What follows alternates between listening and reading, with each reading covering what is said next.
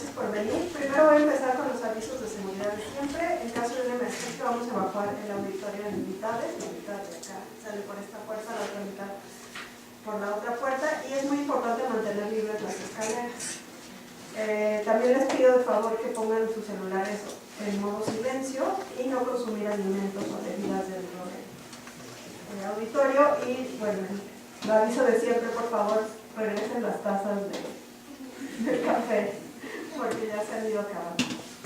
Bueno, ahora me da mucho gusto presentar a Lázaro Guevara López. Es una reciente contratación del Departamento de Zoología de nuestro instituto. Él estudió biología en la Universidad Veracruzana y posteriormente hizo su maestría en ciencias biológicas aquí en el Instituto de Biología y el doctorado en ciencias también en la misma institución. Posteriormente realizó una estancia postdoctoral en el Museo de Zoología de la Facultad de Ciencias de la UNAM y en la Universidad de Nueva York. Su línea de investigación, bueno, para mí es muy interesante. Se enfoca en el papel de los cambios climáticos en la distribución de las especies, en particular de musarañas, y cómo estos cambios climáticos y cómo la evolución del nicho ecológico ha influenciado los procesos evolutivos de estas especies. Se ha enfocado también en estudiar la relevancia de estas diferencias de nicho ecológico en las relaciones entre especies cercanamente relacionadas y sus implicaciones en la sistemática. Ha publicado 17 artículos científicos, además de muchos artículos de divulgación, y ha participado en varios proyectos enfocados en la conservación de mamíferos. Así que les damos la bienvenida.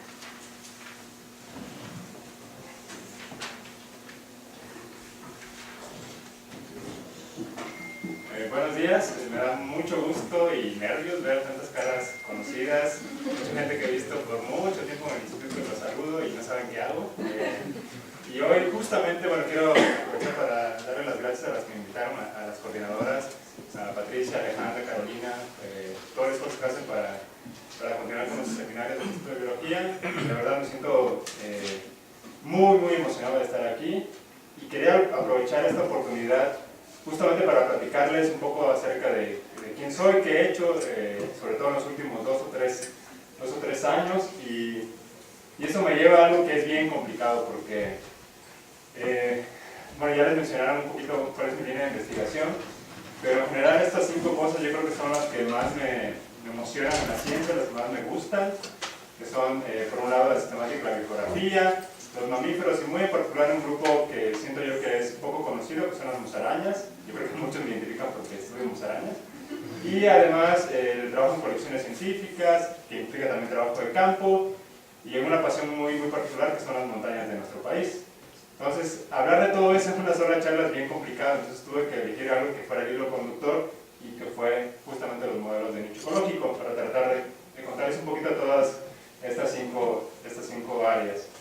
Yo sé que la gran mayoría de ustedes ya han leído o han participado en proyectos o están participando o quieren en el futuro trabajar como modelado de nicho porque es la moda, ¿no? Siendo honestos.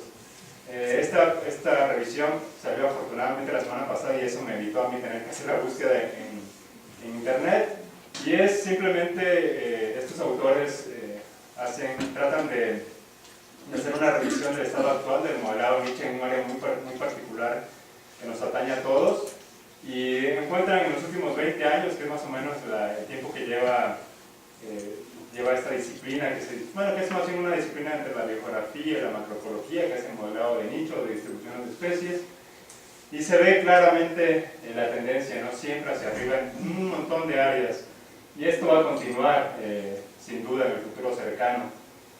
Recuerdo mucho una plática del Dr. Tom Peterson que dio aquí hace varios años, que seguramente muchos de ustedes conocen, que él decía, él ha sido uno de los impulsores del modelado de nicho a nivel mundial, y él comentaba que él, junto con el Dr. Jorge Soberón, les había costado como 20 años mover ese tren del modelado nicho, ¿no? Hacer que la gente confiara en esta disciplina para implementarla en muchas áreas de la biología evolutiva.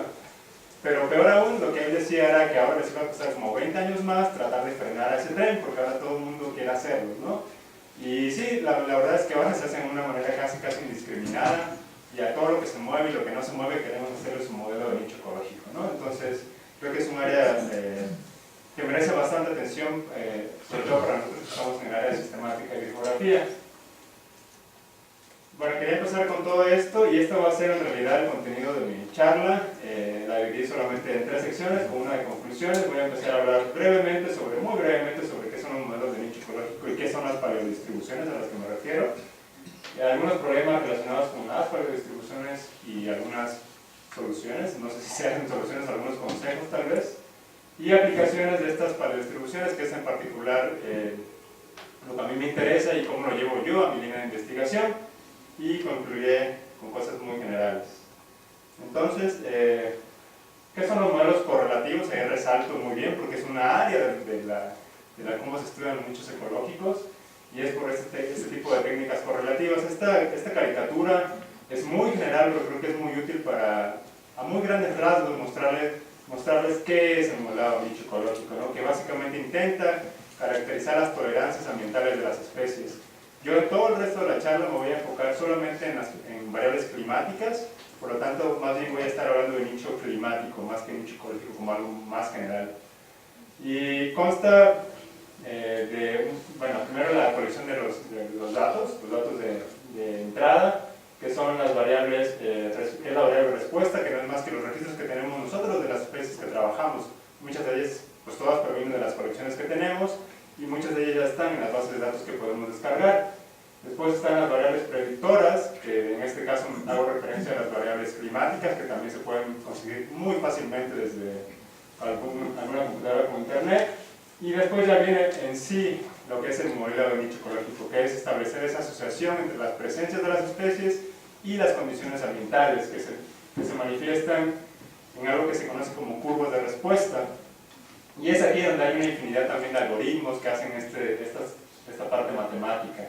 Y al final lo que vemos pues, es una salida del modelo que la podemos representar en un mapa, que es lo que todo el mundo quiere tener en sus tesis, en sus artículos, en un mapita de colores, ¿no? Que es la distribución potencial, a grosso modo. Bien, el nicho ecológico es, creo que es un tesoro si lo sabemos manejar muy bien, y mucha gente ha explotado esta idea del nicho ecológico, que es más bien como un ambiente, un espacio abstracto, por así decirlo. Jorge Soberón le decía como nichósfera, porque es algo que anda por ahí, pero que no lo podemos tocar, ¿no? Y es súper importante porque caracterizar estos requerimientos de las especies nos permite hacer predicciones en el presente, es decir, cuál es la distribución actual de una especie, pero también nos permite hacer proyecciones en diferente tiempo, por ejemplo. Es decir, podemos ver no solamente cuál es la distribución potencial actual, sino cuál podría ser ante cambios de cambio climático antropogénico, o incluso cómo fue la distribución de una especie en el pasado, que es a lo que a mí me interesa, y a lo que yo llamo paleodistribuciones, o distribuciones antiguas, o distribuciones pasadas. Esta fue la razón, en realidad, por la que yo empecé a meter en este campo. Yo no me considero para nada un experto en el nicho ecológico, pero yo quería ser un usuario de esta disciplina, de estos métodos, para mi trabajo en sistemática y geografía. Y una de las cosas que me emocionaban bastante es cuando me enteré que estos modelos de nicho ecológico se podían utilizar para hacer transferencias o proyecciones hacia escenarios del Pleistoceno tardío, por ejemplo, cuando fueron estos ciclos glaciales interglaciales, que todo el mundo lee en los artículos, como broche de oro nos dice, y bueno, todo esto se debe, el patrón de variación genética se debe pues al cambio climático del Pleistoceno, a las glaciaciones, en fin, no todo a lo que uno le achaca, a lo que uno encuentra tanto en morfología, en genética, etc. Y estos modelos de nicho proyectados al pasado, muy en particular al último ciclo glacial interglacial, que son los últimos 100.000 años más o menos, tienen un montón de usos hoy en día en campos como la genética de poblaciones y la filogeografía. Y yo en el resto de la charla me voy a enfocar más en el último máximo glacial, que fue hace cerca de 20.000 años, que se sabe que es una de las épocas que seguramente ejerció mayor presión sobre las especies que habitan hoy en el planeta, y muchos de los patrones que hoy vemos son muy probablemente una consecuencia de ese cambio en el último máximo glacial. Todo muy padre hasta aquí, a mí me interesó bastante y lo empezamos a explorar mucho en el doctorado cuando yo estaba con el doctor Sánchez Cordero, pero también nos dimos cuenta de un montón de cosas que nos daban un montón de miedo, y era algo como esto, ¿no? Que veíamos resultados que eran pues bien difíciles de creer, ¿no? Cosas que a pesar de que el modelo te decía, cuando era evaluado, porque un modelo debe ser evaluado estadísticamente, te decía que era bueno cuando uno lo veía y ya con un ojo más de biólogo pues no tenía mucho sentido, ¿no? Y esto es algo que ha sido muy poco abordado en la literatura del modelado de nicho y se conoce como credibilidad de los modelos, ¿no?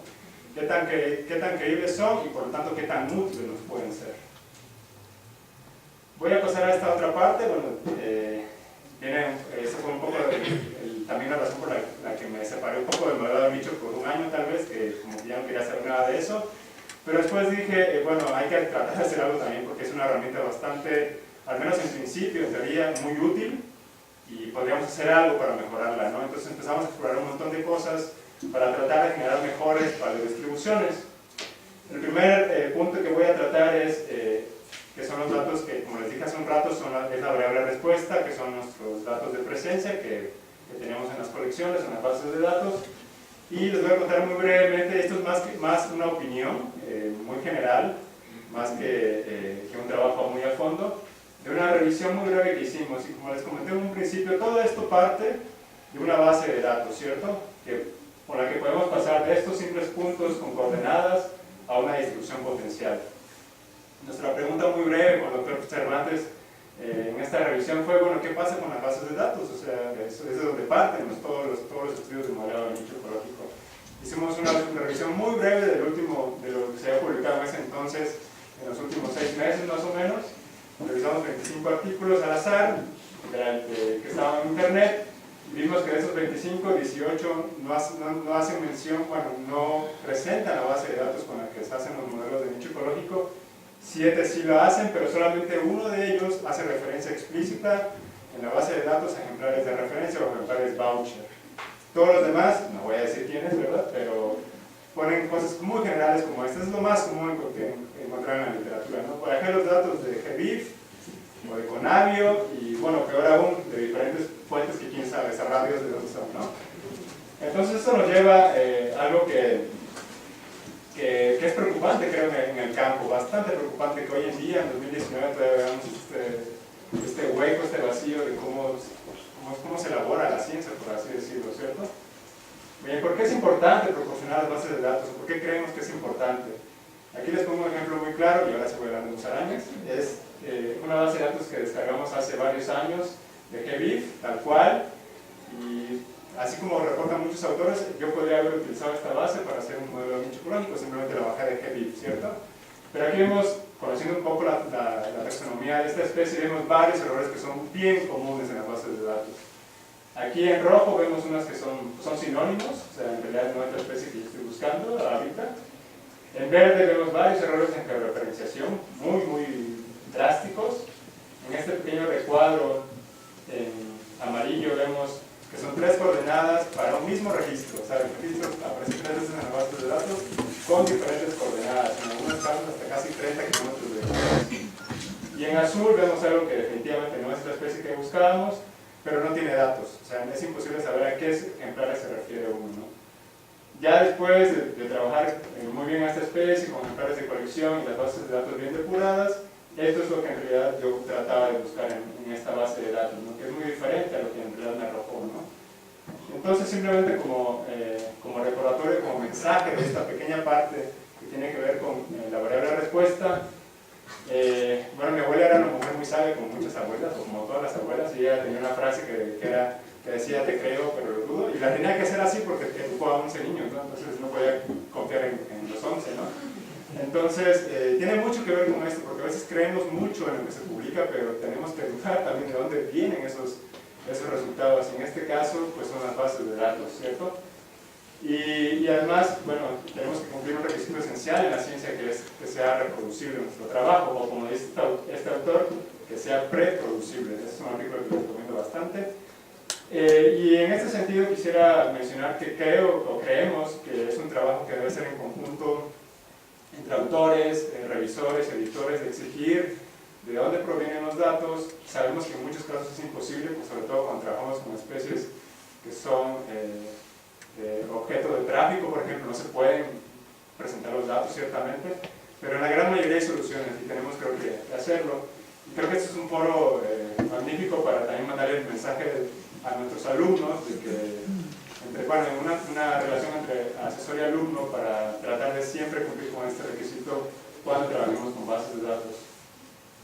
Ahora sí voy a pasar a la otra parte, que son las variables predictoras, que son las, en este caso, como les mencioné, son variables climáticas las que yo he estado usando. Y aquí hicimos varias cosas en este artículo, pero les voy a presentar solamente una, que es cómo influye la selección de este tipo de variables en nuestro resultado final. Una práctica muy común otra vez en el campo es, yo usé las 19 capas de Working. No me dejarán mentir, los que han estado en este campo es algo que se ve bastante común todavía. Y estas son variables climáticas que describen como las tendencias a largo plazo o a corto plazo, tanto de precipitación, de temperatura en el planeta, y son muy fáciles de usar. ¿Por qué? Porque están libres en la red y uno se puede con una computadora las puedes descargar en 5 minutos, ¿no? Ni siquiera las tienes que procesar a veces, sino que solamente las pones en una carpeta y los algoritmos las pueden agarrar y trabajar y uno sabe más de esas variables, ¿no? Solo para ponerles como ejemplo, la semana pasada hice una búsqueda y en la primera búsqueda de sobre modelado nicho me salieron estas cosas en artículos recién publicados y otra vez la mayoría dice, bueno, usé las 19 variables de WorldClaim o BioClaim, etcétera, ¿no? Entonces es una práctica súper común hoy en día, que no necesariamente está mal, o sea, no quiero decir eso, pero hay alternativas, ¿no? Nuestra pregunta, una de las preguntas en este artículo fue, bueno, ¿podemos generar mejores modelos de nicho ecológico, estimaciones de distribución potencial, al hacer una preselección de variables climáticas con el conocimiento previo que tenemos de nuestras especies, y para ver si eso tenía un resultado significativo en el resultado final? Como ejemplo utilizamos otra vez la musaraña, que es la que les presenté hace rato en una base de datos ya bien depurada, y bueno, hicimos un modelo para estimar la distribución potencial en el presente y proyectamos el modelo al último máximo glacial para ver cuál era la distribución potencial en aquel entonces. Como todos saben, en aquel entonces la temperatura era mucho más fría y además la precipitación bajó considerablemente. Estos son los datos que tenemos para esta especie. Bueno, es una especie que además yo he trabajado desde la licenciatura, entonces me siento muy confiado de tener relativamente buenos datos. Y vive más o menos aquí, en condiciones muy asociadas, muy restringidas, como son las donde está el bosque tropical nublado de montaña. Entonces, con solamente ese conocimiento de campo, de historia natural de la especie, pues sabíamos que había restricciones muy obvias para este tipo de especies, y son pues los extremos, ¿no? No puede tolerar el frío muy extremo ni la humedad muy baja, por ejemplo, o el calor extremo. Entonces son variables que seguramente están influyendo en este tipo de especies. Por anterior creemos que este era un excelente caso de estudio para generar expectativas de nuestras distribuciones potenciales, tanto en el presente como en el último máximo glacial. Aquí me robé esta figura de Santiago, y es, para esta especie en particular, lo que esperamos en el presente es que, dado que conocemos más o menos bien y es una especie bien muestreada en todo el país, que un modelo realista para el presente nos iba a indicar que las áreas entre 3.200 y 2.000 metros iban a ser las mejores para la especie. Cuando ese modelo era proyectado el último máximo glacial, lo que esperábamos es que la especie iba a bajar más o menos 1.000 metros, o sea, la especie vivió mucho más abajo en esas condiciones de frío y menor humedad. Muy bien, entonces primero utilizamos el tándem de las 19 variables, como todo el mundo, casi todo el mundo hace, y encontramos esta distribución potencial para el presente. Aquí los colores más rojos indican que son climáticamente más idóneos, amarillos pues más o menos, y verdes pues no son tan buenos, ¿no? Blanco pues no, de plano no le gusta, ¿no? Entonces vemos una tendencia en las partes montañosas de México a ser amarillo, nunca rojo, ¿cierto? Cuando hago, bueno, aquí pongo las dos expectativas que teníamos, una es para las áreas arriba de 3.200 y otra para áreas incluso por debajo de los 1.000, hasta por debajo de los 500 metros. Voy a hacer un zoom a esta parte para que vean lo que me arroja este modelo, que estadísticamente es muy bueno. Pero, cuando yo lo examino ya con un poco más de conocimiento del grupo, vemos que predice todavía áreas por debajo de los 500 metros, por ejemplo, en estas zonas más tropicales, y en áreas tan altas como el Pico Orizaba, ¿no? Hasta en ese modelo me presenta, me está diciendo que la musaraña vive allí, ¿no? En el Pico Orizaba, en el cráter incluso, ¿no? Cuando proyecto ese mismo modelo ahora lo uso para preguntarle al programa, bueno, cómo fue la distribución potencial durante el último máximo glacial, atendiendo a mi expectativa de que cualquier cosa por arriba de los 2200 debería ser poco realista. Veo que otra vez el modelo me dice que la musaraña vivió muy feliz en el pico Orizaba durante el último máximo glacial. Entonces esto es bastante dudoso. Bueno, no necesitamos... bueno, el pico Orizaba, obviamente nadie va a proyectar creo que al cráter de las musarañas, pero hay un gradiente en el que podemos ver también que los últimos registros se terminan más o menos a los 3000 metros en esta parte de la distribución de la especie.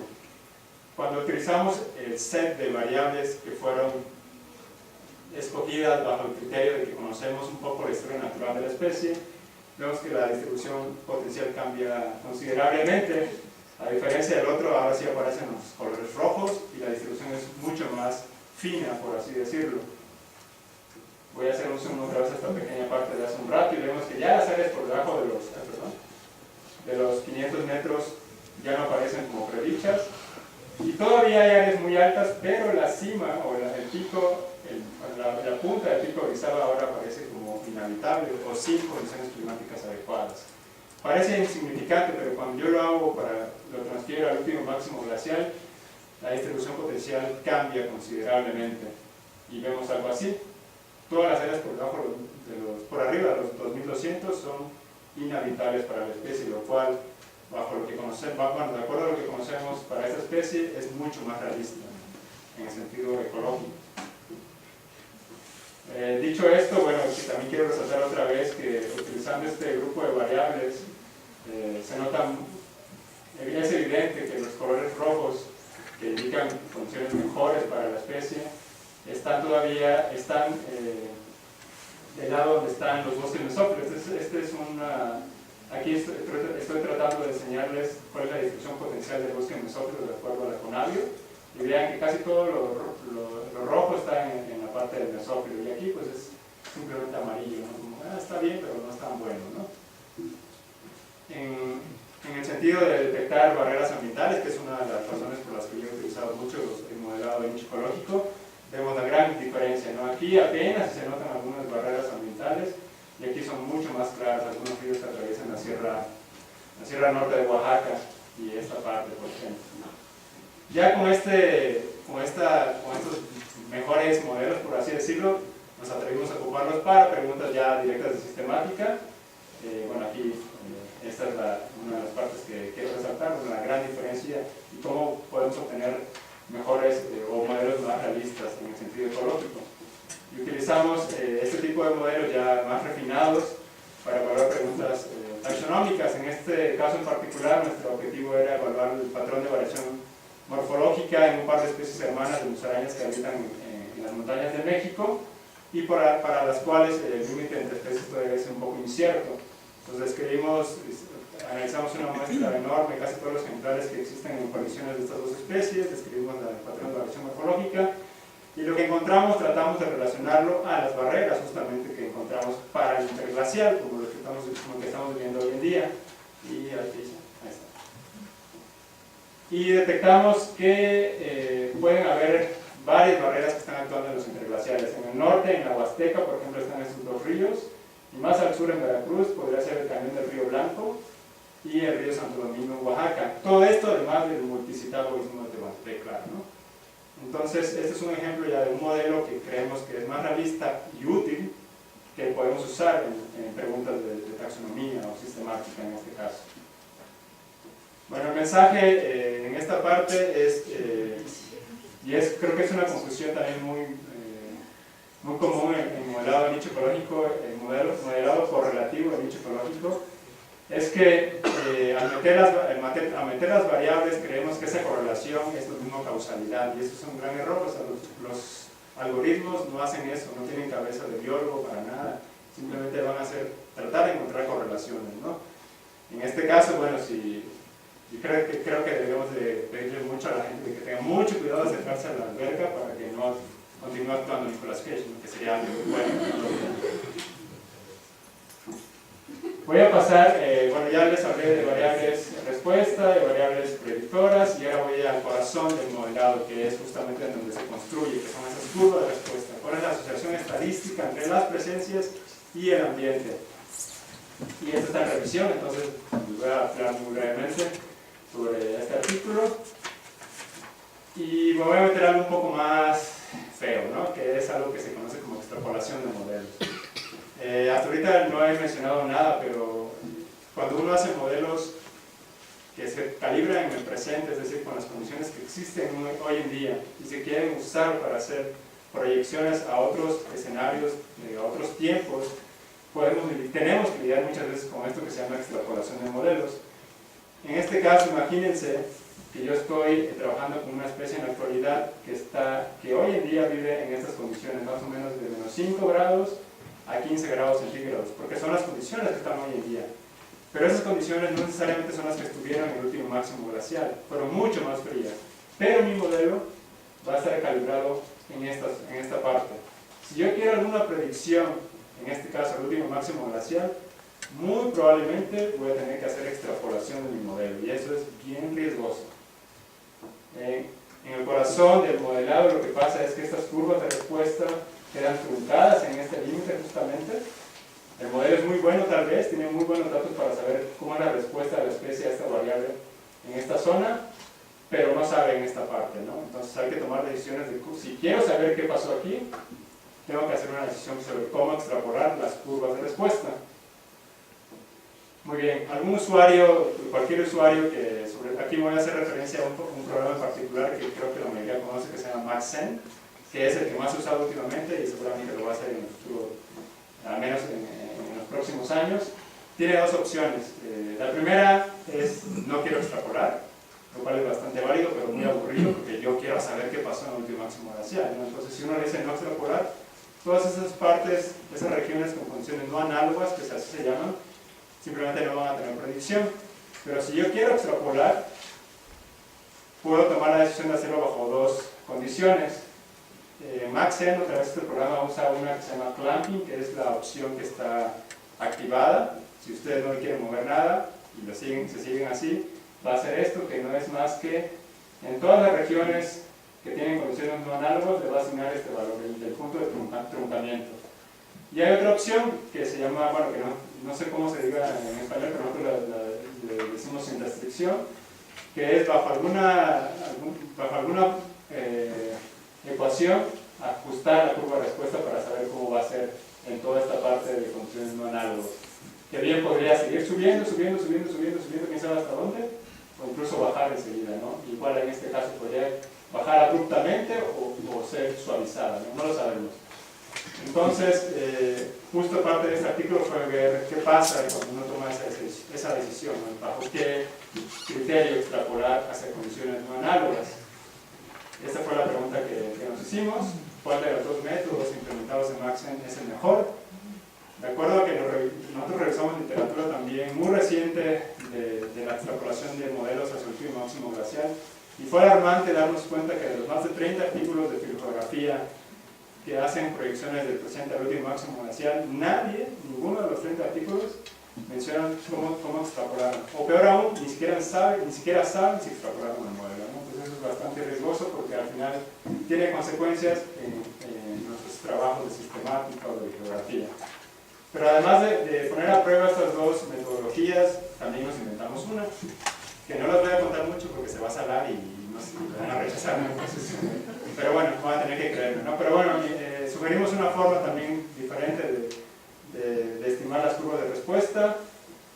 Y ya no voy a hablar de musarañas, voy a hablar de este animalito que también es muy bonito, que es la pica americana, creo que muchos conocen. Y la elegimos por varias razones. Muestra su distribución, los puntos en negro. Vean cómo está al sur de Canadá. Aquí en regiones relativamente más bajas en elevación, y conforme uno va bajando en latitud, va subiendo de elevación. Aquí es más de zonas rocosas. La elegimos por varias razones. La primera es la disponibilidad de datos. Hay muy buenos datos bien trabajados por gente que conoce a la especie, que ha hecho disponibles sus bases de datos en trabajo de sistemática, por ejemplo. Entonces tenemos mucha confianza de las referencias de de este animalito, pero además porque tenemos información muy importante que nos va a permitir validar el modelo, para permitirnos hablar sobre la credibilidad del modelo. Primero, hay un muy buen registro fósil de la especie que indica que durante el último máximo glacial las picas se establecieron en elevaciones y latitudes más bajas, ¿ok? También hay un muy buen trabajo, buenos trabajos en genética que indican que las poblaciones que están aquí, al norte, son resultado de colonizaciones postglaciales. Entonces, cuando el glacial continental estuvo acá, y los glaciales alpinos estuvieron muy extendidos, las picas debieron haberse refugiado en latitudes más abajo. Y finalmente también tenemos datos de fisiología que encontramos en los que indican que este animalito sufre de algo que se conoce como estrés por frío agudo. Le gusta el frío, pero no por mucho tiempo. O sea, después de más o menos en promedio, creo que son 3 o 4 días a estas temperaturas, llega a ser letal, ¿no? Entonces eso quiere decir que sin duda el último máximo glacial, bueno, bajo algunos supuestos del conservadurismo de nicho, debieron haber respondido. Y la expectativa que tenemos para este caso es, pues bien fácil, ¿no? Que durante el último máximo glacial las picas bajaron en elevación y bajaron en altitud. Y aquí están las cosas que pusimos a prueba. Primero es la opción que viene por default en el programa de Maxent, o sea, los que no le han vendido nada les va a hacer esto. Esto es desactivando o escribiendo una cosita más al script, o haciendo esta cosa que nos voy a contar otra vez. Y vean la diferencia. Aquel que hace todo por default, digo, no es que sea malo, no es malo porque todos lo hemos hecho, yo lo he hecho varias veces, ¿no? Pueden encontrar distribuciones potenciales tan poco realistas como que esto, como que la pica fue muy feliz allá corriendo arriba del glacial continental, ¿no? Durante el último máximo glacial, incluso aquí en el glacial alpino, ¿no? Si hacen este pequeño ajuste, vean cómo la distribución potencial cambia drásticamente. Aquí lo estoy representando también en un espacio ambiental, en donde vean cómo áreas incluso a 2000 metros de elevación son predichas como muy buenas de acuerdo a esto, pero aquí baja considerablemente. Pero si ustedes, utilizando esta pequeña variación del método, vemos cómo la distribución todavía mejora bastante, incluso en esta parte que es, se me fue el nombre de esta región. No, las rocallosas están acá y la Sierra Nevada, gracias. Vean cómo se quita, ¿no? O sea, el modelo todavía mejora un poco o mucho más, ¿no? En resumen, bueno, los que utilizan esta opción pues deberían estar muy tristes y preocupados. Aquí no tanto y aquí bastante felices, ¿no? El mensaje es bien complicado otra vez porque es un poco explorar en el campo, pero mucha gente ya ha trabajado o está trabajando mucho en este caso, en este punto de la extrapolación de modelos, y es que tenemos que tener en cuenta cuando proyectamos un modelo del presente a otro espacio, a otro tiempo, tener en cuenta dónde están truncadas nuestras curvas de respuesta y con base en eso tomar la decisión de qué voy a hacer en estas condiciones no análogas. Muy bien, ¿verdad? Y ahora sí voy a hablar de, bueno, después de todos estos ejemplos de los problemas y algunos consejos, soluciones, cuáles son las aplicaciones de estas paleodistribuciones, al menos como yo las quiero utilizar. Los que leyeron más o menos el resumen de mi plática verán que es más o menos que va encaminado a esto. La generación de hipótesis, pero también cómo va ligado esto al diseño de muestreo que tenemos en nuestros estudios de sistemática, de geografía, cómo esto también va ligado al trabajo de campo, y cómo hacer la planeación para el trabajo de campo, sobre todo hoy en día que es bien difícil justificar por qué tenemos que ir a campo, y obviamente ligado al crecimiento de las colecciones científicas. En conjunto, esto va de la mano con el proyecto que yo planteé para trabajar aquí en el instituto, que tiene que ver con una propuesta para evaluar e incrementar el acervo, pero viendo sobre todo cuál es la parte de la elaboración genética y fenotípica que nos faltaría tener representada en las colecciones. Otra vez, musarañas, ¿no? El caso de estas, aquí estoy utilizando no solamente esta especie, sino un complejo de especies que viven en zonas de bosque mesófilo de montaña. Y bueno, voy a hacer una distribución mucho más detallada durante el último ciclo glacial interglacial, no solamente el último máximo glacial, sino todas estas épocas que fueron muy diferentes climáticamente en este tiempo. Entonces hago un modelo otra vez para el presente y lo proyecto a diferentes escenarios del pasado.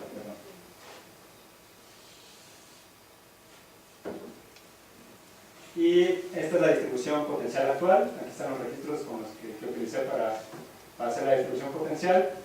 Y quisiera que le pusieran atención a estas tres regiones: la Sierra de Tontepec, la Sierra de los Tuxtlas y la región terrestre prioritaria de acuerdo a la CONAVI, que es la Sierra Norte de Oaxaca y los Mijes.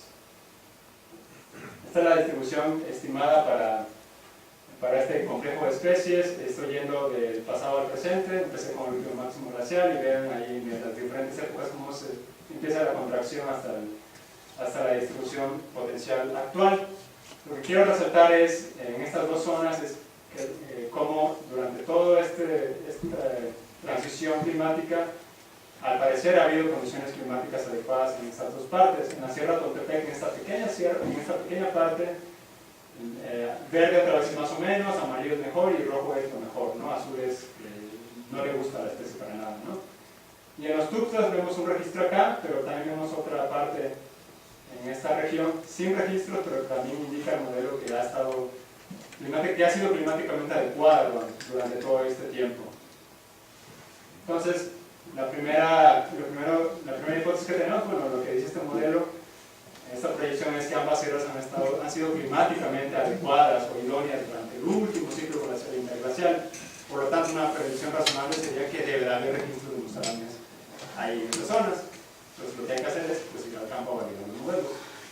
Yo no fui al campo en esta parte, fueron los chicos de la Facultad de Ciencias, que todavía tienen fuerzas para ir al campo. Y bueno, yo a veces bueno, con bebé ahorita. Esta parte bueno, no tengo fuerzas, no, casi tiro, pero bueno. En esta parte de Sierra Tontepec, lo que hicieron estos chicos, bueno, fue muestrear en general varios grupos, pero uno de ellos se pusieron trampas para musarañas. Nosotros, no lo he dicho, para trepar musarañas en la colección nacional de aventuras, lo que hacemos es poner trampas de caída. No utilizamos, bueno, sí utilizamos las Sherman, las típicas cajitas de aluminio, pero tenemos mucho mejor eficiencia en el muestreo, en la colecta, perdón, cuando enterramos botes, porque las musarañas son tan pequeñas que a veces entran en las trampas y no las activan. Entonces lo que hacen es caer en los botes, ¿no? Entonces, casi siempre ahorita lo que hemos hecho durante los últimos 10, 15 años en la Colección Nacional de Mamíferos es dirigir hacia musarañas, poner muchos botes, ¿no? Y eso ha incrementado considerablemente el acervo de musarañas en esta colección del Instituto de Biología. Y fue lo que hicieron los chicos, pusieron trampas también dirigidas para las musarañas. Y encontraron 6 individuos, lo cual fue bastante emocionante porque era una región muy poco explorada en México. Bueno, voy a contar una anécdota, espero que no esté aquí, pero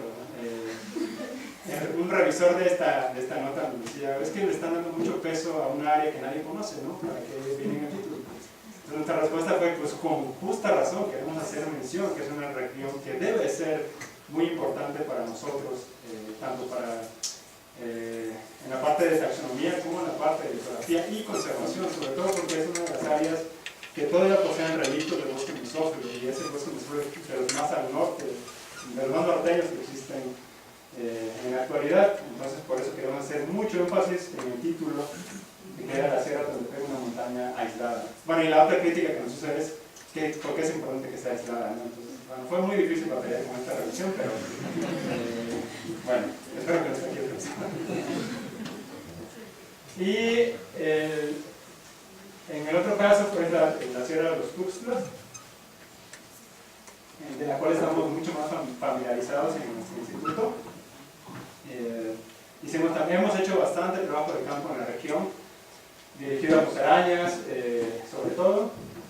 Y lo que nos hemos dado cuenta pues, es que es bien complicado trabajar en los institutos, en las áreas que son poco exploradas, en las áreas de difícil acceso.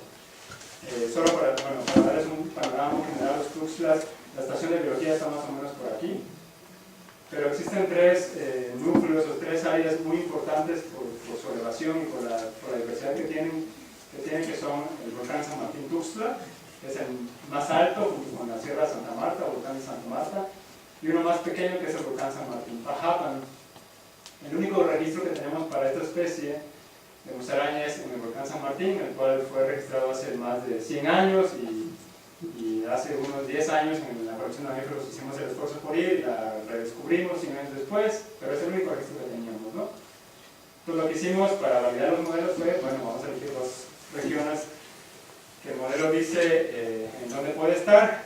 Obviamente lo ideal sería también elegir zonas en donde el modelo dice que no, pero pues no hay dinero para hacer tanto, ¿no? Entonces nos enfocamos solamente en estas regiones donde el modelo dice que sí es muy probable, y en esta región sí obtuvimos un nuevo registro y en esta parte no. En esta parte muy probablemente llegamos apenas a el primer manchón de mesófilo que nos encontramos, que es bien complicado andar en esta sierra, los que han andado ahí sabrán a lo que me refiero. Y peor aún, bueno, no peor aún, sino que este manchón era manchón de regeneración. Lo que nos contaban la gente de ahí es que hace 10 años era un claro, era un potrero, o sea, lo que llegamos nosotros era algo muy nuevo. Y caminar más nos iba a llevar tal vez otra semana para adentrarnos en la sierra, tal cual en la sierra con el volcán de Santa Marta. Aquí lo que quiero hacer mención también es que lo que quiero mostrarles es que son zonas que en realidad han sido muy poco exploradas. En azul, los puntitos en azul son registros de otros mamíferos. Hablar de esfuerzos de muestreos es bastante complicado, entonces lo que yo estoy usando aquí son registros de otras especies de mamíferos que pueden ser colectadas bajo los mismos métodos que las musarañas. Por ejemplo, trampas Sherman, o trampas Victor, o trampas de caída. Entonces es como un subrogado del esfuerzo de muestreo. Y lo que vemos es que efectivamente en la Sierra de Tontepec no teníamos ningún registro de mamíferos, por lo cual era una zona a la que nosotros nos referimos como inexplorada. Y lo mismo sucede con la Sierra de Santa Marta. Casi todos los registros están muy pegaditos a Catemaco, a San Andrés Tuxtla y en la carretera, y obviamente en la estación de biología de los Tuxtlas, pero ha habido muy poco trabajo de campo en esa zona de la Sierra de Santa Marta. Entonces lo que queremos hacer es incrementar el esfuerzo de muestreo en esa zona. En este mismo sentido, en estas dos regiones, ahora quiero que vean otra de las cosas que uno puede encontrar, o hipótesis que uno puede plantear con base en todo esto. Y es que, de acuerdo a estos modelos, al parecer la Sierra de los Tuxtlas, durante todo este ciclo glaciar interglacial y probablemente durante todos los que han habido en el Pleistoceno tardío, ha estado aislada de toda esta parte de la Sierra Norte, bueno, la Sierra Madre del Sur, que es toda esta parte, ¿cierto? Mientras que la Sierra de Tontepec ha estado conectada intermitentemente a toda esta parte de la Sierra Madre Oriental. Pero además quiero que vean una cosa también que es muy importante. Comúnmente cuando nosotros nos referimos a estos patrones de distribución, de todo hacemos referencia al último máximo glacial, que fue la parte importante que permitió la conectividad de las especies de montaña. Pero aquí lo que vemos es que no fue necesariamente el último máximo glacial, sino que fue la época posterior al máximo glacial, que es esta justamente.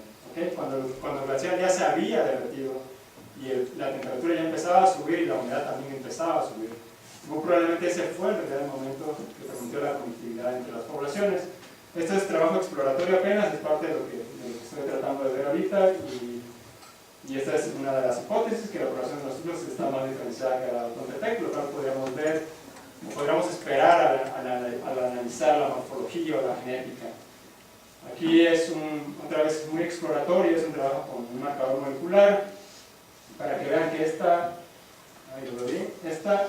Nelsonic, que es la de los Tuxtlas, está completamente diferenciada del resto y la distancia genética es alrededor del 7%, mientras que la de Sierra de Tontepec está muy cercano a estas muestras y a las del cielo en Tamaulipas, y con distancias genéticas de apenas más o menos como 1%. Probablemente nos indica que es un proceso de divergencia muy reciente.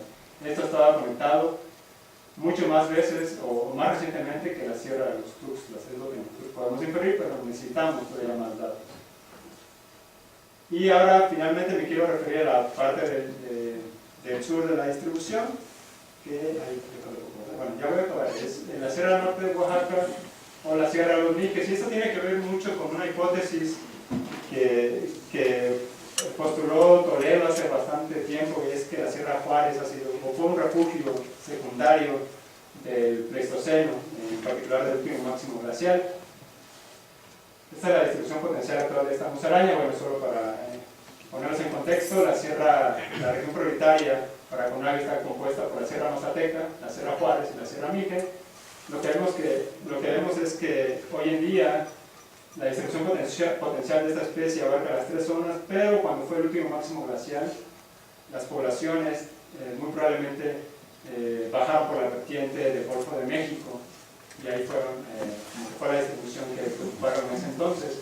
Con simple álgebra de mapa, lo que uno puede obtener es una zona de estabilidad climática en todos estos periodos del Pleistoceno tardío, y vemos que muy probablemente el refugio para esta especie no solamente fue la Sierra Juárez, sino la Sierra Mazateca y la Sierra Mije, pero además que no fue toda la sierra, sino simplemente la parte norte de esta región, por lo cual nosotros podemos esperar que todas estas poblaciones sean un resultado de colonización postglacial, algo muy reciente, y es también algo que queremos trabajar para poner a prueba esta hipótesis. Lo padre es que aquí no necesitamos ir a campo, bueno, sería muy bueno ir a campo, ¿cierto? Pero hay muchos registros en colecciones para poner a prueba estas hipótesis. De hecho, es lo que estamos haciendo, trabajando con ejemplares que ya están en las colecciones. Bien, ya para finalizar, bueno, simplemente quiero mencionar un par de cosas, y la primera es una visión muy personal sobre la utilidad de los modelos de nicho ecológico de las distribuciones, o al menos como yo las uso, es que son una herramienta completamente exploratoria para generar hipótesis espaciotemporales, pero que pueden ser validadas o puestas a prueba con todos los datos que nosotros generamos, morfológicos, genéticos, etc., ¿no? Y la otra es que después de recorrer todo este camino tortuoso de lo difícil que es generar modelos que sean mejores y más útiles, es que en realidad tienen una utilidad muy práctica para planear trabajo de campo, para planear el crecimiento de colecciones, pero para también hacer un uso de lo que ya tenemos en las colecciones biológicas. Y con esto no quisiera irme sin agradecer a un montón de gente que me ha apoyado durante este andar, sobre todo durante los últimos años, y por supuesto a todas las instituciones que han puesto dinero, ¿no? Y gracias.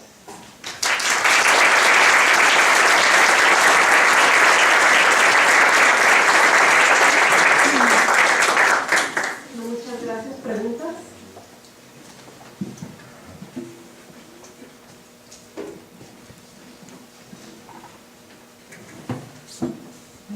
Felicitaciones, Sara, muchas gracias.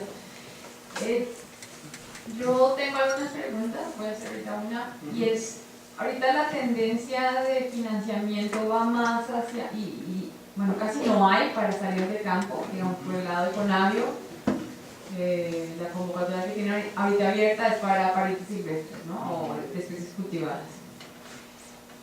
Pero para mamíferos y todos los grupos de vertebrados ya no hay dinero para ese tipo de colectas, sino que ahorita como que el empuje en este tipo de instituciones es apoyar algo que se llama la ciencia ciudadana. Y yo quería conocer tu opinión, o cómo crees que podamos hacer para darle más valor a que todavía nos falta información en campo, que debemos ir al campo, pero bueno, y conocer también tu opinión sobre estas colectas que son producto de la ciencia ciudadana. Bueno, justo una de las razones por las que me he metido toda esta parte, sobre todo de planificación del trabajo de campo, es porque creo que la presión justamente para apoyar el trabajo de campo cada vez es peor, ¿no? Necesitamos mejores justificaciones para ir al trabajo de campo, ¿no? Ya no es simplemente me falta una muestra de tal lugar, ¿no? Y yo creo que justo ahorita lo que estoy tratando de hacer es identificar regiones prioritarias. Ahorita lo mostré con un grupo, en realidad es trabajar con muchos grupos para, muy en conjunto, es hacer una exploración, tal vez como Instituto de Biología, esta zona, donde hacen falta este tipo de muestras que pueden ayudar a resolver preguntas que son muy importantes en otro contexto, ¿no? Ya no simplemente ir por mi grupo en particular, ¿no? Yo creo que esa es un poco hacia donde me quiero mover en ese sentido, ¿no? Ahorita, por cuestiones prácticas, presenté un trabajo, ¿no? Y lo que mencionas de los registros también, tal vez en este caso no es, yo igual no me he metido con esos registros porque casi siempre he trabajado con bases de datos que yo me he metido a la colección también a depurar y bla bla, pero sin duda son los que han, yo creo que tal vez los últimos 2 o 3 años son los que han permitido la generación de modelos para buscar nuevos registros justamente. Entonces sin duda su utilidad es y va a seguir siendo muy importante.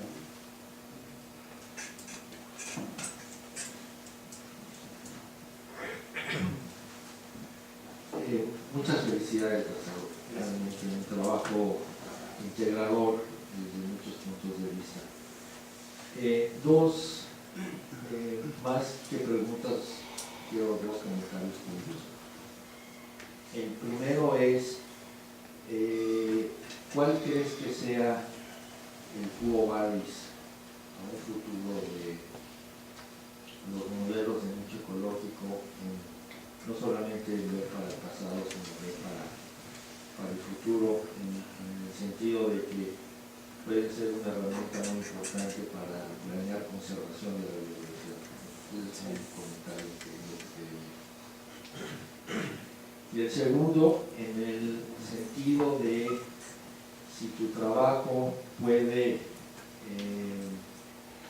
convencer o establecer un programa no solamente de la Colección Nacional de Mamíferos, sino de otras colecciones, en donde pueda haber, como sucedía en el pasado en el Instituto de Biología, expediciones multitaxonómicas. ¿Puedes comentar esos 2 puntos, por favor? Sí, la primera, qué bueno que lo menciono porque es justo imposible de tratarlo en esta charla, pero uno de los objetivos de ver mucho al pasado, muy en particular, lo que yo he hecho en los últimos 2 años, cuando estuve en un postdoc también con uno de mis profesores, es que utilizar el pasado como una herramienta para validar modelos tiene una implicación poco mencionada para tratar de generar mejores predicciones hacia el futuro. No presenté los ejemplos, pero hemos hecho el ejemplo que les mostré con variables, simplemente como una preselección de variables. Cómo influye al preestimar la distribución potencial en un futuro da bastante miedo, ¿no? A tener un modelo relativamente bueno, de acuerdo a lo que nosotros creemos, genera predicciones todavía, o incluso en algunos casos peores en el futuro, ¿no? de lo que hemos visto. Entonces, una tendencia, lo que queremos hacer es mover esto a que utilicemos los datos que tenemos del pasado para validar los modelos y ahora sí, atrevernos a hacer estimaciones para el futuro. Creo que eso hace falta mucho, ¿no? Y lo podemos hacer, no es que tengamos que obtener datos, muchos datos ya están publicados, ¿no? Que nos pueden servir para validar las predicciones en el pasado. Y en el otro caso, también es justo la tendencia que queremos, que yo he estado platicando, por ejemplo, con el doctor Fausto, en un ejemplo, sobre la importancia de trabajar en los tuxtlas en regiones poco exploradas. Pero no ir por musarañas, no solamente. Claro que sí, yo quiero ir por musarañas, ¿no? Pero hacer una expedición, ahora sí como grupo tal vez trabajar esta parte de predicciones aquí, generar modelos, evaluarlos con los expertos y ahora sí seleccionar áreas que estamos muy seguros que pueden contener biodiversidad que todavía no ha sido registrada e ir como instituto, ¿no? Yo creo que tiene mucho potencial. Aquí les puse un par de ejemplos muy claros, que es en Norte de Montepec y más al sur de los Tuxtlas, porque estas hemos estado trabajando como especies de montaña, ¿no? Pero sin duda puede aplicarse para otros tipos de tierras bajas, por ejemplo en la costa del Pacífico, etc. Ojalá que sí era mi intención presentar esta charla en ese sentido, de quien se quiera involucrar o quien esté interesado en esta parte y poner dinero también para poder ir a campo y así ahorrar dinero, tiempo, recursos de todo tipo, ¿no? Gracias. Aquí. Tengo un micrófono. Bueno, muchas gracias por la presentación, muy interesante tu trabajo. Y mi pregunta está un poquito motivada por la intriga del método secreto de extrapolación. Y bueno, quería saber si sabemos que la otra problemática grande con extrapolaciones es también extrapolar a otras regiones, ¿verdad? Sí. Se encuentra uno con un problema. Si lo han aplicado y si funcionaría igual para cuando hacemos, por ejemplo, predicción de invasiones y riesgo de invasión. Sí, el asunto de la extrapolación de modelos aplica para predecir en otra área, que es el caso de las invasiones biológicas, por ejemplo, o para el futuro. Aquí solamente me enfoqué en una parte, pero sí, me faltó decir que esto aplica para cualquier tipo de uso que se quiera hacer al proyectar un modelo. Muy probablemente, obviamente, por ejemplo, si vemos al futuro, el miedo no va a estar hacia las colas de este lado, sino las colas de aquel lado, y tal vez en variables de precipitación, más que en temperatura.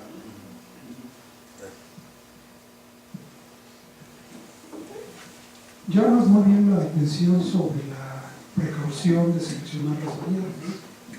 ¿Sí? O sea, la mayoría de los que hemos hecho modelos usamos las 19 variables indiscriminadamente. Pero tú nos das el ejemplo con una musaraña que conoces muy bien y dices, yo selecciono estas 4 variables porque sé que son las relevantes para... Pero ¿qué pasa cuando agarres y hagas el modelo de una especie que no le conoces absolutamente nada? Si quieres hacer muchos modelos fuera de tu ámbito de especialidad, ¿cuál va a ser la recomendación que darías para no utilizar las 19 variables, sino, por ejemplo, si yo te doy una compuesta para que me hagas el modelo, a lo mejor no sabes nada de la especie, ¿cómo seleccionas las variables? Igual, excelente pregunta, y fue una de las dudas de unos de los revisores de ese artículo, y ahí sí tomamos una postura muy particular, ¿no? Es un gran punto, o sea, para muchas de las especies de las que hacemos modelos, justamente los queremos usar para eso, ¿no? Para entender qué variables podrían ser las importantes y para ver en qué lugares podría estar la especie, por lo cual, como sabemos muy poco de la especie, no podemos hacer una preselección, ¿no? Hoy en día hay unos métodos en los que, por ejemplo, uno no las elige, pero sí se pueden hacer como pequeños grupos de variables y probar al final entre cuál es la mejor combinación, ¿no? Y tal vez cuál es el mejor grupo de variables para tu especie, ¿no? Sin que yo haya preseleccionado esas variables. Esa es una opción, y hay algunas publicaciones muy recientes que dan recomendaciones en ese sentido. Y el otro, híjole, eso es una visión muy, muy personal. Yo sí tengo miedo de los estudios que son multitaxón y que solamente se bajan bases de datos y tienen que hacer modelos porque urgen, ¿no? Lo cual es súper importante, no quiero decir que no sea importante, pero después de ver toda esta, la experiencia con pocas especies, no solamente con esta, la variación que existe de una especie con respecto a la otra es abrumadora a veces, ¿no? Entonces, creo que sí debería hacerse un esfuerzo por tratar de hacerlo, tal vez no específico por especie, pero sí por algunas características ecológicas. Todas estas viven en tal lugar, ¿no? Entonces, yo creo que para todas estas voy a intentar con esto y a ver qué sale, ¿no? Como que por ahí va mi recomendación.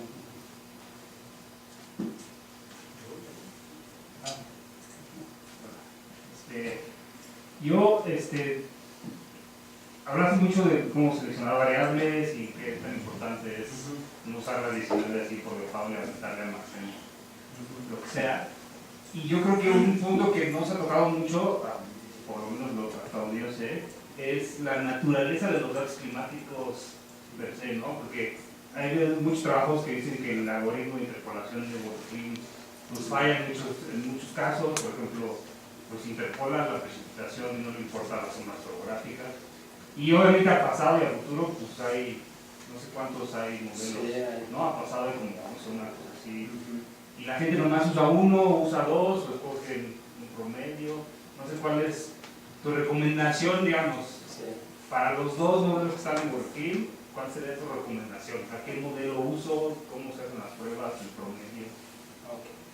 Igual, también súper relevante, porque para hacer proyecciones hacia el pasado, podemos elegir entre varios escenarios.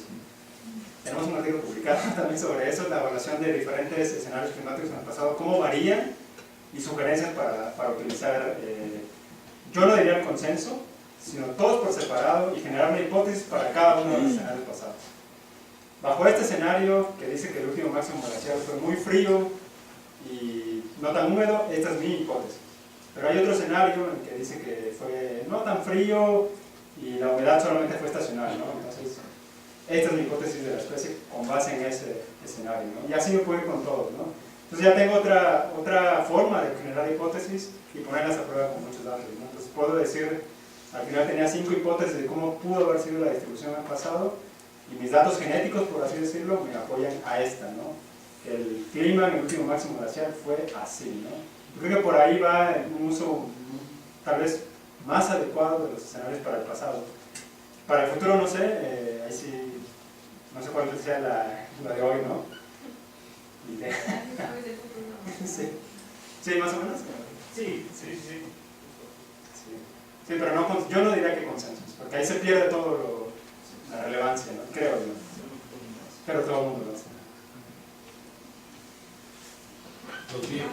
Los viejos. Y Susana ya, y yo creo que hasta ahí la dejamos. Muy interesante tu plática, Lázaro.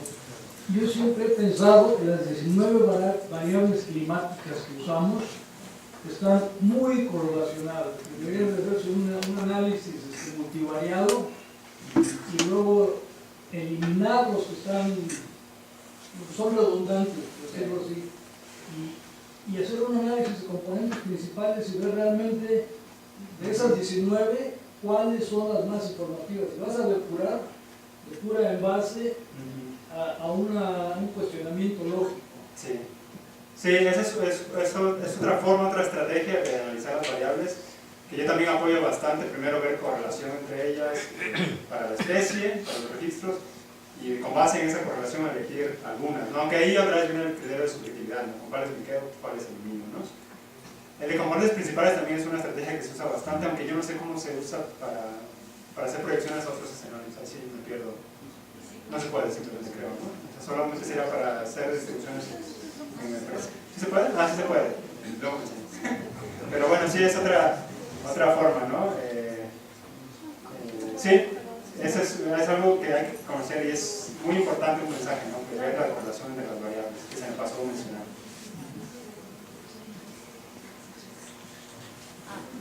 Lázaro, muchas felicidades por tu presentación, estuvo muy bonita, muy completa. Y nada más yo quisiera aquí manifestar una opinión respecto al comentario que hizo el doctor José Luis Villaseñor. ¿Qué pasa cuando tú, más allá de estar tratando de predecir condiciones que no conoces, trabajar con un organismo? Y el ejemplo que presentaste de utilizar 4 variables climáticas en lugar de las 19, porque tú sabías que eran las que eran relevantes para tus musarañas, el organismo que estás utilizando. ¿Y qué pasa si quieres utilizarlo con algo que no conoces?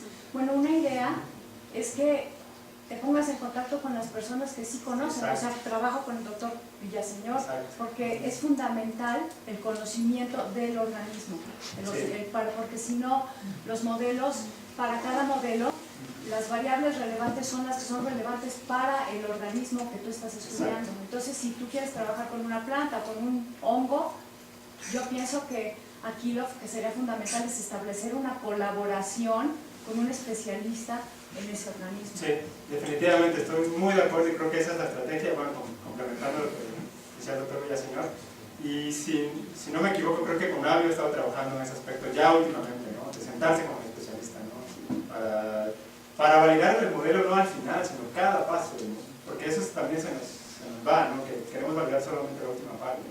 Se tiene que haber varios procesos de validación. Creo que Conavio ya está en ese sentido. Muy de acuerdo, ¿sí? Bueno, ya se acabó el tiempo. A los que se quedaron sin preguntar, les invito a que durante el café de ayer puedan hablar con Lázaro. Muchísimas gracias.